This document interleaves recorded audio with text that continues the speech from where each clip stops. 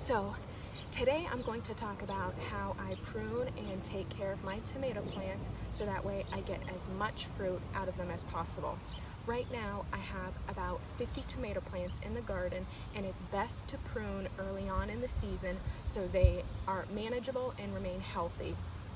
I prefer to grow indeterminate tomato plants because, again, I want as much fruit out of my yield as possible so I can make salsas and sauces later on in the season.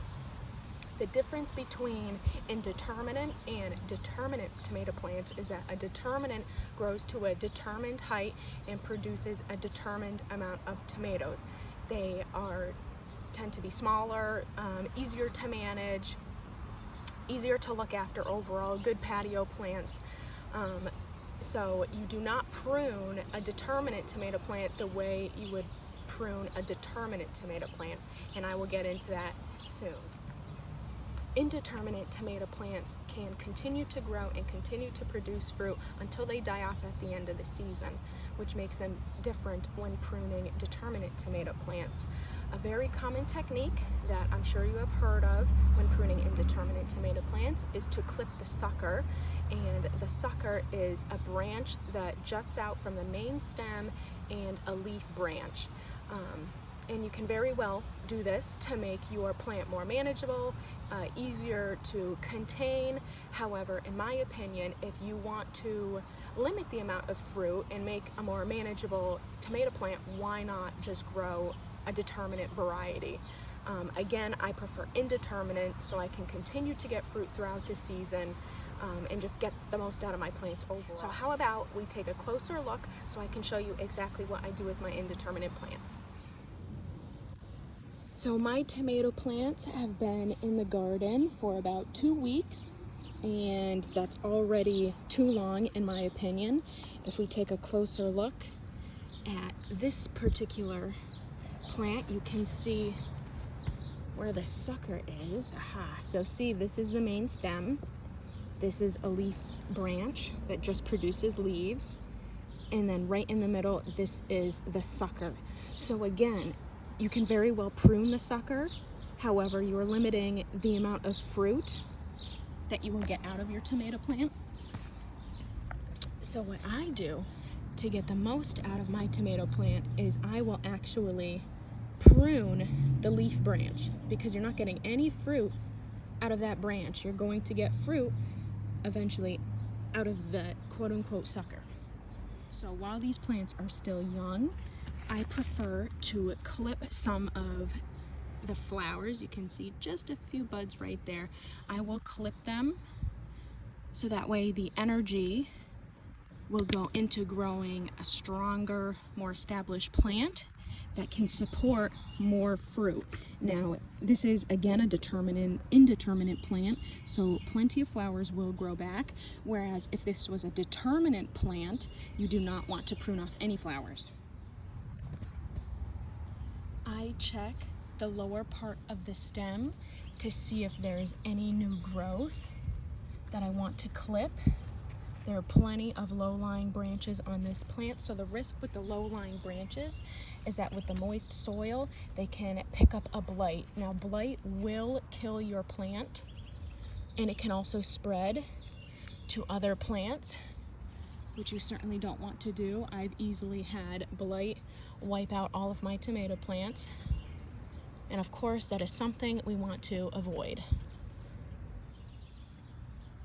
Good airflow is essential for all of your tomato plants, so I do like to prune some of the suckers, specifically the ones that are higher up on the main stem, because again, you want good airflow, but also because if the suckers grow into heavy fruit-bearing branches, you can grow tomato plants easily up to over 5 feet tall.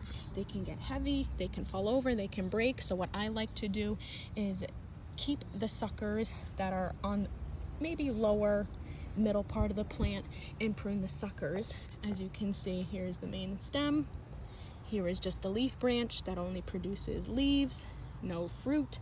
And then this is what we identify as a sucker. So again, I'm going to prune this sucker because it is higher up on my plant for good airflow and to reduce the plant of getting taller than me and harder to manage. Now this sucker here, again, here is the leaf, sunleaf branch, only producing leaves.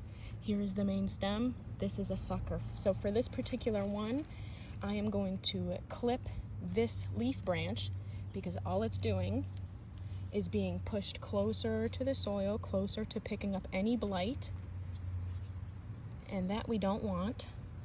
Now, if you prefer to prune all of your suckers, which is okay, I would recommend, again, doing it earlier in the season because the more established a sucker gets, the further the leaf branch gets pushed to the ground, again, at risk of picking up blight from the wet soil.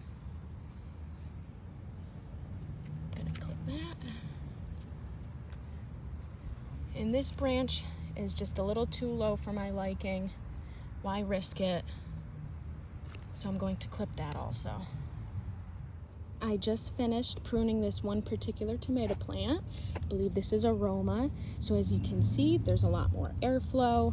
There's no low-lying branches that are at risk of picking up blight from touching the ground. And hopefully it will continue to grow into a nice, strong, healthy plant. There's no flowers that I need to prune.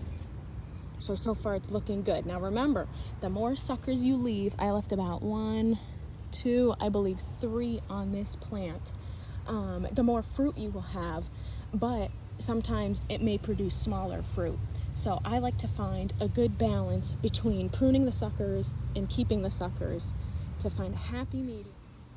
After I am done pruning my tomato plants, I pick up any extra leaves, as long as they're healthy and blight free, which luckily all of mine are. I put them in my compost bin and I eventually stick them in my compost pile so they can break down and produce nice healthy soil for next year's garden.